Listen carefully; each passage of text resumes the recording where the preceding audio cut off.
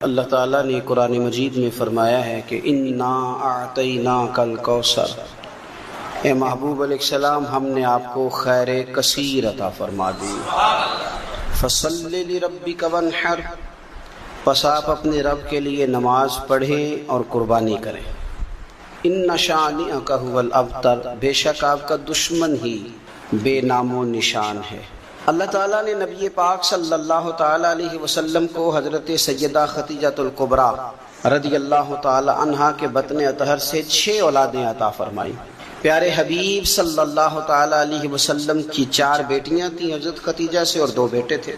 اللہ تبارک و تعالیٰ کی حکمت کاملہ کی حضور کے دونوں بیٹے وصال فرما گئے۔ آپ کے جب دوسرے صاحبزادے کا وصال ہوا تو قریش مکہ کفار انہوں نے نبی پاک صلی اللہ تعالیٰ علیہ وسلم کے ساتھ معاذ اللہ اپنے بغض اور عداوت کا بڑا کھل کے اظہار کیا۔ کل تک یہ لوگ صادق اور امین کہہ رہے تھے، اور آج جب ان کو دعوت دین دی ہے تو ان کی عداوتیں باہر آنے لگی ہیں۔ ان کی چونکہ عداوت تھی، بغض تھا، تو حضور کے دوسرے صاحبزادے جب وصال فرما گئے تو کہنے لگے کہ معاذ اللہ اب تو یہ ابتر ہو گئے، بیٹا ہی کوئی نہیں۔ جب تک یہ ظاہری طور پر موجود ہیں بات بنے گی، اور جب یہ چلے جائیں گے تو کون ہوگا ان کا مشن چلانے والا، کون ہوگا ان کا ذکر کرنے والا؟ بس معاذ اللہ خوشیاں منانے لگے، بغلے بجانے لگے۔ یہ کفار مکہ کا طریقہ ہے، قریش مکہ کا، مشرکین کا طریقہ ہے۔ مسلمان کا یہ طریقہ نہیں کہ وہ اپنے مخالف کو مصیبت میں دیکھ کے تو خوشی کا اظہار کرے، یہ مسلمان کا طریقہ نہیں۔ جس شخص کے ساتھ ہمارا کسی وجہ سے اختلاف رائے ہو جاتا ہے، وہ معاذ اللہ کسی مشکل میں گرفتار ہو جائے تو ہم بڑا اظہار مسرت کرتے ہیں، دیکھا نا اب جو ہو، میں تو پہلے ہی کہہ رہا تھا۔ ہمیں تو ہمارے بزرگوں نے فرمایا ہے کہ دشمن مرے تے خوشی نہ کریے، کیوں سجنا بھی تے مر جانا ہے، اوڑکتے دن آیا محمد اور کڑی نے ڈوب جانا ہے۔ اپنا رویہ کبھی بھی اتنا سخت نہ کریں، لہجے میں اتنی تلخی نہ لائیں کہ سامنے والے پہ مصیبت آ رہی ہے، اور نبی پاک صلی اللہ علیہ وسلم نے فرمایا اگر تم کسی کی مصیبت کو دیکھ کے خوشی کا اظہار کرو گے نا، اسے اللہ نجات دے دے گا، تمہیں مصیبت میں مبتلا کر دے گا۔ کبھی بھی اظہار نہ کریں، کبھی بھی کسی بھی موقع پر کسی کو مشکل میں دیکھ کر اس طرح کا رویہ اختیار نہ کریں۔ بہت سارے لوگ بغلے بجاتے ہیں، خوشی کا اظہار کرتے ہیں، دیکھا نا فلانا الجھ گیا۔ یہ تو طریقہ مشرکین مکہ کا ہے، کفار کا طریقہ ہے یہ۔ حضور صلی اللہ علیہ وسلم کے صاحبزادے کا وصال ہو گیا تو کہنے لگے دیکھا نا، ہم نہ کہتے تھے اب کون ذکر کرے گا، اب کون نام لے گا؟ جب انہوں نے یہ لفظ کہے تو میرے اللہ نے قرآن مجید نازل فرمایا، اتنی حسین انداز میں، اتنی سونی صورت، فرمایا انا اعطیناک الکوثر، محبوب ہم نے آپ کو خیر کثیر عطا فرما دی ہے۔ یہ کوثر سے کیا مراد ہے؟ ایک تو کوثر سے مراد ہے وہ جامع کوثر، وہ جنت کی نہر جس کی تیاری کستوری سے کی گئی، سونے جواہرات سے جس کو سجایا سوارا گیا، جس کے پاس پیالے اس طرح پڑے ہوں گے، اتنے پیالے ہوں گے جس طرح آسمان پہ تارے چمکتے، اور پیاسی امت جائے گی تو حضور جام بھر بھر کے انہیں پلائیں گے۔ ایک تو کوثر سے مراد وہ حوض کوثر، جامع کوثر، اور ایک کوثر سے مراد دین اسلام۔ مفسرین فرماتے ہیں کوثر سے مراد قرآن پاک، کوثر سے مراد اس امت کو دیے گئے وہ احکام کہ جو کرنے میں آسان ہے اور اجر ان کا زیادہ ہے۔ کوثر سے مراد نبی پاک کے معجزات۔ اسی کوثر سے مراد رب فرماتے حبیب انا اعطیناک الکوثر، جس طرح کی اولاد آپ کو دی ہے کسی کو نہیں دی، آپ کی بیٹیاں، آپ کے نواسے، آپ کے شہزادے، انا اعطیناک الکوثر۔ کیا شان ہے سیدہ زینب کی، کیا شان ہے حضرت رقیہ کی، کیا شان ہے ام کلثوم کی، سیدہ طیبہ طاہرہ ام کلثوم کی، کیا شان ہے سیدہ فاطمہ الزہرا کی، کیا مقام ہے مولا علی شیر خدا کا، کیا رتبہ ہے امام حسن کا، کیا مقام دیا ہے اللہ نے امام علی مقام امام حسین کو۔ ایک کوثر سے مراد حضور کی اولاد۔ مفسرین فرماتے ہیں کوثر سے مراد رب فرماتا ہے محبوب جس طرح کے صحابہ آپ کو دیے ہیں نا، دنیا ڈھونڈے گی بھی تو صدیق اکبر جیسا نہیں ملے گا، زمانہ تلاش بھی کرے تو فاروق اعظم جیسا پا نہ سکے، حضرت عثمان غنی کی مثال دوبارہ نہ ملے گی، اور قیامت تک میدان بھی سجیں گے، جنگیں بھی ہوں گی، لیکن چرچے اور تذکرے مولا علی شیر خدا کی تلوار کے کیے جائیں گے۔ حضرت عبداللہ ابن عباس فرماتے ہیں کوثر کا معنی ہے حبیب آپ کو خیر کثیر عطا کر دی، اور کریں گے نہیں کر دی، کریں گے نہیں کر دی، دے دی محبوب خیر کثیر، آپ کو خیر کثیر دے دی۔ اب آپ پتہ کیا کریں، فصلی لربک، آپ اپنے رب کے لیے نماز پڑھیں۔ اس کا شکرانہ یہ ہے کہ آپ نماز پڑھیں، ونحر اور قربانی کریں، اللہ نے خیر کثیر دے دی، اب شکرانے میں نماز پڑھیں اور قربانی کریں۔ ان شانیہ کا ہوا الابتر، آپ کا دشمن جڑ کٹا ہے۔ ابتر عربی میں اس جانور کو بھی کہتے ہیں جس کی دم کٹی ہوئی ہو، آپ کا دشمن دم کٹا ہے۔ ابو جہل کی اولاد مری تو نہیں تھی ساری، بلکہ ابو جہل کی اولاد میں تو حضرت اکرمہ رضی اللہ تعالیٰ عنہ اس کے بیٹے تھے، انہوں نے تو کلمہ پڑھ لیا تھا، حضور کے غلام ہو گئے تھے، پر کبھی کسی نے کہا ہے میں ابو جہل کی اولاد ہوں۔ یزید کی کوئی ساری اولاد مر تو نہیں گئی تھی، کبھی کسی نے کہا ہے میں اس کی اولاد میں سے ہوں۔ دشمنوں کی جڑ کٹتی ہے، دشمنوں کی۔ انہوں نے تو کہا تھا کہ ان کی اولاد کوئی نہیں، ان کا ذکر کیسے ہوگا؟ دنیا کے کسی کونے میں بھی چلے جاؤ، ہر جگہ تمہیں سید ملیں گے، سادات ملیں، اور جہاں تک ذکر کی بات ہے وَرَفَعْنَا لَكَ ذِكْرَكَ، اللہ فرماتے ہیں حبیب ہم نے آپ کی خاطر آپ کے ذکر کو بلندیاں عطا فرما دی۔ ہر گھر گلی، ہر نگر، ہر کونے رسول پاک کا تذکرہ ہو رہا ہے۔ کرنا کیا ہے؟ فَصَلِّ لِرَبِّكَ وَانْحَرْ، آپ نماز پڑھیں اور قربانی کریں۔ قرآن پاک کی آیت بتاتی ہے کہ فَصَلِّ لِرَبِّكَ وَانْحَرْ، پہلے نماز ہے پھر قربانی، یعنی عید والے دن پہلے نماز پڑھیں گے پھر قربانی کریں گے۔ عید سے پہلے قربانی کیوں نہیں کہ اللہ نے پہلے ذکر ہی نماز کا کیا ہے، قربانی کا ذکر ہی بعد میں، پہلے نماز پھر قربانی۔ قربانی شکرانے میں کریں۔ میرے عزیز، اللہ کے حبیب صلی اللہ علیہ وسلم نے نا اسی لیے بڑے ذوق کے ساتھ قربانی کا درس دیا تھا۔ وجہ اس کی پتہ کیا ہے؟ اسلام کہتے ہیں کہ امیر بندے اکیلے اکیلے خوشی نہ مناؤ، بلکہ غریبوں کو شامل کرو خوشیوں میں۔ چھوٹی عید کا موقع آیا تو فطرانہ رکھ دیا ساتھ، کرو نا خوشی تو کھلاؤ غریبوں کو بھی، دو ان کو بھی۔ ہمارے ہاں تو فطرانہ نہیں، زکوٰۃ بھی اکثر لوگ رمضان میں ہی دیتے ہیں، اس کو بھی ساتھ شامل کر لیا گیا۔ آپ کے ہاں گھر میں بیٹا پیدا ہوا تو کہا عقیقہ کر لو، رشتہ داروں کو کھلاؤ، دوستوں کو کھلاؤ، غریبوں کو کھلاؤ۔ اگر آپ نے نکاح کیا تو کہا ولیمہ ضرور کرنا، خوشیوں میں دوسروں کو شریک کرو۔ حضور صلی اللہ تعالی علیہ وسلم نے فرمایا ولیمہ ضرور کرنا، چاہے بکری کا بچہ ہی ذبح کر لو، ولیمہ ضرور کرو، دوستوں کو، لوگوں کو شامل کرو۔ بڑی عید آ گئی تو فرمایا عید بھی پڑھو اور قربانی بھی کرو، لوگوں کو اپنی خوشیوں میں شامل کرو، رشتہ داروں کو بھی دو، دوستوں کو بھی دو، اپنوں کو بھی دو، اور غرباء کو بھی شامل کرو۔ ہم نے پتہ کیا کیا ہے؟ آہستہ آہستہ کر کے جیسے جیسے دولت زیادہ آئی لوگوں کے پاس، ان کے خرچے بڑھ گئے، ہمارے اخراجات زیادہ ہو گئے، پھر ہم بند ہو کے رہ گئے اپنے آپ میں۔ غریب بھی اپنی غریبی میں بند ہے، اسے بھی اگر کوئی چیز میسر آتی ہے تو وہ اکیلا قبضہ کرنا چاہتا ہے، معذرت کے ساتھ، ناراض نہیں ہونا، وہ بھی اپنی جگہ بند ہے، بانٹ کے نہیں دیتا۔ اگر غریب بھی تھوڑا تھوڑا بانٹے، دائیں بائیں دیکھے، تو پھر تو میرے رسول پاک کا وہ فرمان بھی بڑا خوبصورت ہے کہ حضور نے فرمایا کہ گوشت پکاؤ تو شوربہ زیادہ کر لو، چلو پڑوسیوں کو بھی شامل کر لو۔ تو غریب بھی اگر شوربہ زیادہ کر لے تو وہ بھی اس معاملے میں تو آگے۔ امیر نے کیا کیا ہے؟ امیر نے دوستیاں بھی امیروں سے لگا لی، تعلقات بھی امیروں سے بنا لیے، اینک بھی امیری کی لگا لی، اسے نظر ہی کچھ نہیں آتا۔ آپ صدقات کریں، خیرات کریں، میرے نبی پاک صلی اللہ تعالی علیہ وسلم حضور فرماتے ہیں جب تم صدقہ دیتے ہو نا، اللہ تبارک و تعالیٰ بے نیاز ہے ہر چیز سے، لیکن جب تم صدقہ دیتے ہو تو اللہ تعالیٰ اپنے دائیں دست قدرت میں تمہارا صدقہ لیتا ہے۔ اللہ ہاتھوں سے پاک ہے، جو اس کی شان کے لائق، اللہ اپنے دست قدرت میں تمہارا صدقہ لے لیتا ہے۔ اور فرمایا جس طرح تم اپنے گھر میں بچڑا پالتے ہو نا، اس طرح رب تمہارے صدقے کو پالتا ہے، تمہارے صدقے کو اللہ پالتا ہے۔ شارحین حدیث کہتے ہیں یہ پلا ہوا صدقہ ملے گا تمہیں قیامت والے دن، اور یہ صدقہ دینے سے آپ طاقتور ہو جائیں گے، غریب کی مدد کرنے سے طاقتور ہو جائیں گے، آپ مضبوط ہو جائیں گے، آپ جری ہو جائیں گے، دلیر ہو جائیں گے۔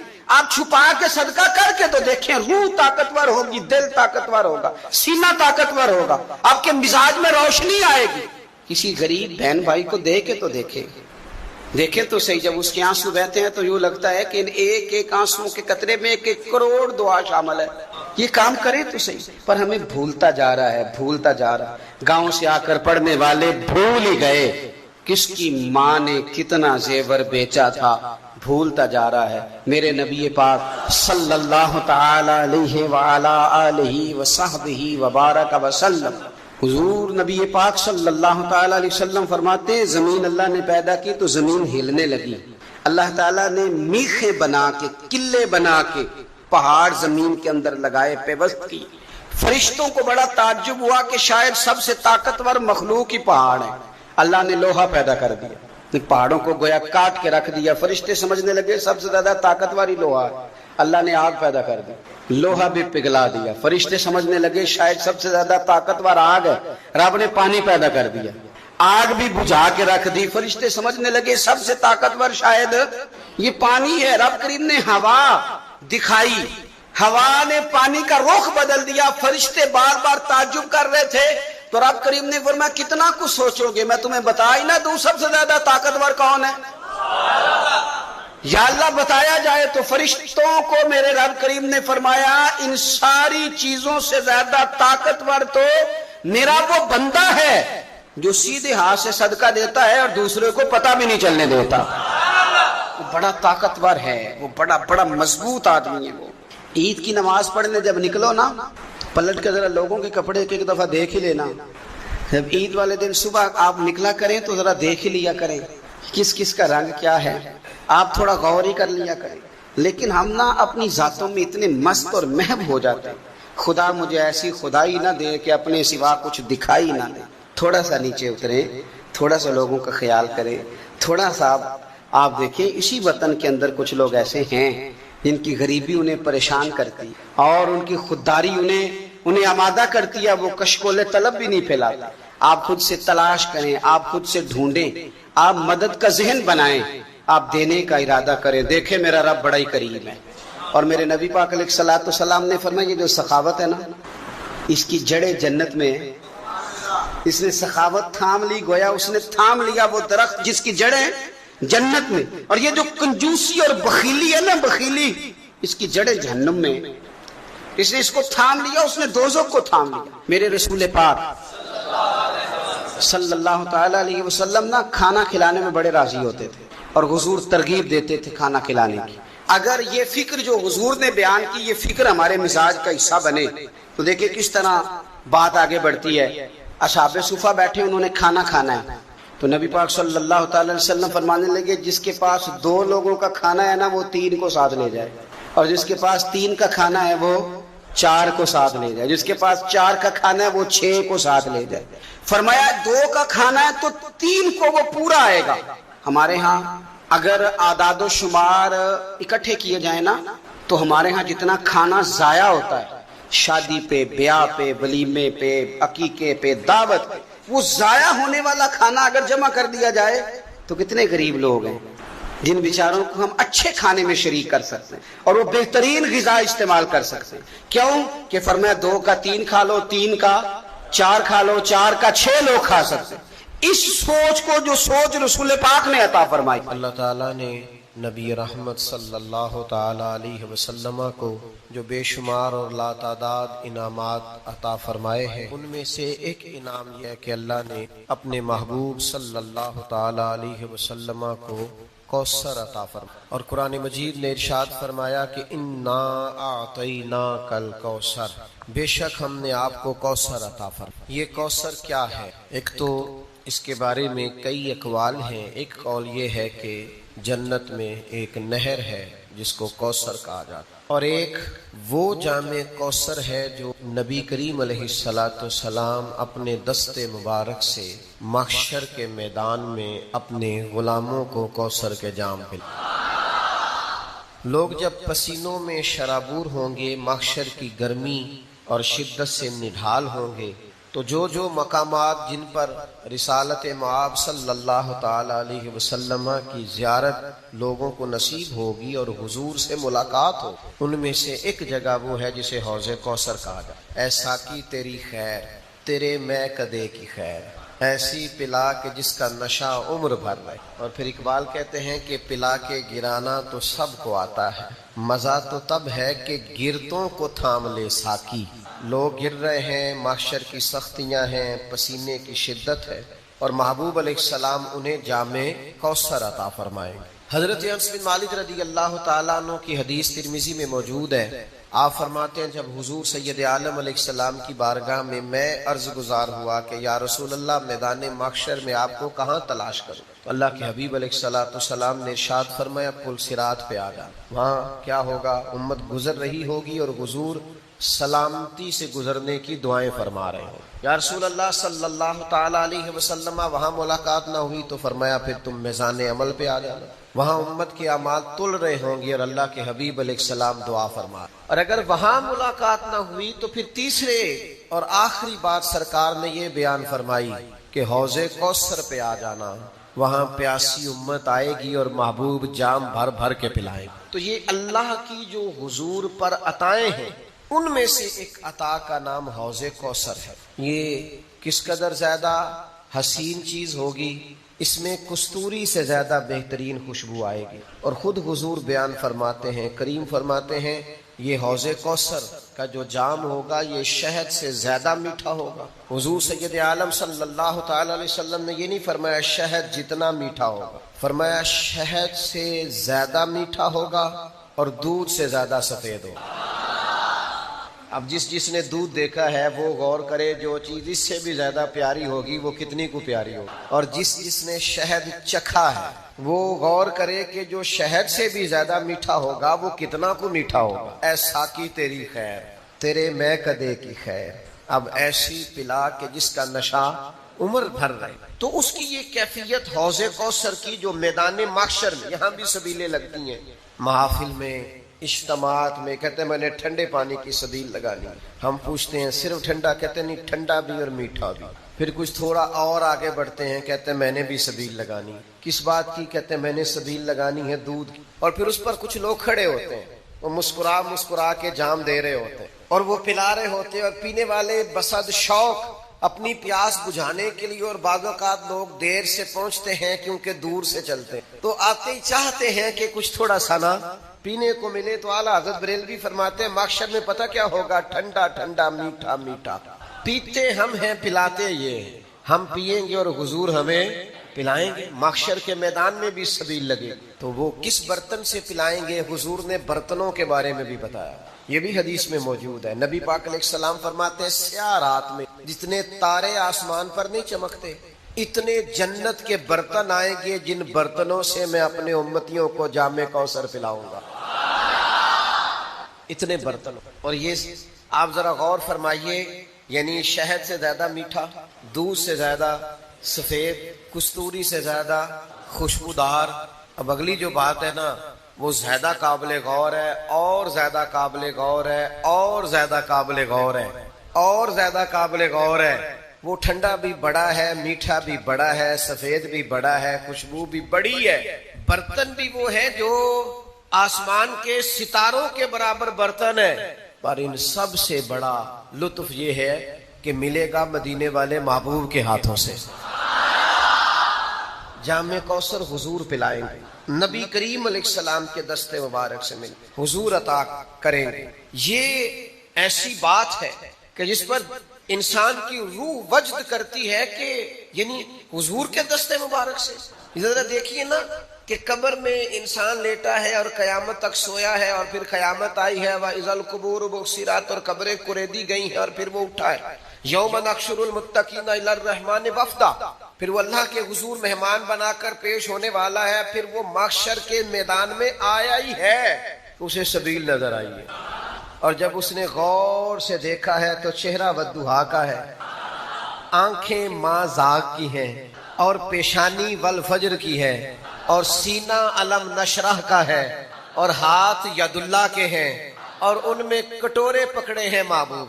اے ساقی تیری خیر تیرے میں کدے کی خیر، اے ساقی تیری خیر تیرے، اب ایسی پلا کہ جس کا نشہ عمر بھر رہے۔ تو حضور فرماتے ہیں میں پلاؤں گا نا غلاموں کو، اور پھر دیکھیں اس کی بابت جو تفصیلات ہیں وہ بھی حضور خود بیان کرتے ہیں۔ نبی کریم صلی اللہ تعالی علیہ وسلم فرماتے ہیں، صحیح بخاری میں حدیث موجود، حضور فرماتے ہیں میں تمہاری بہتری کے لیے تم سے پہلے حوض کوثر پر موجود، اور نبی پاک علیہ الصلوۃ والسلام فرماتے ہیں جو وہاں آئے گا اور جام پائے گا۔ جو وہاں آئے گا حوض کوثر پیے گا، کریم فرماتے ہیں پھر اسے دوبارہ کبھی پیاس نہیں لگے گی۔